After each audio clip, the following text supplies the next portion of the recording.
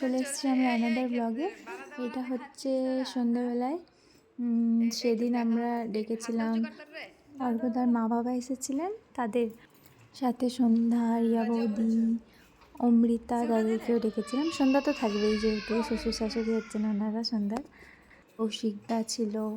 তো সেদিন আমি ছোট্ট মতো ফুচকা পার্টি করেছিলাম। রিয়া বৌদি আমার অনেক হেল্প করেছিল সেদিন। এখানে অমৃতা টেস্টিং করছে কি আমি ফুচকা চাটটা কেমন বানিয়েছি। সন্ধ্যা আমাদের ক্যামেরাম্যান ছিল, তাই অমৃতা ওকে খাইয়ে দিচ্ছিল।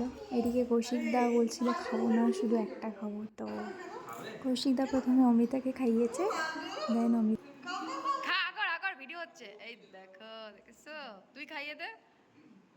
কাকু কাকিমারা ভিতরে ছিলেন, তারা গল্প করছিলেন ওর সাথে, তারা এখানে এনজয় করছিল।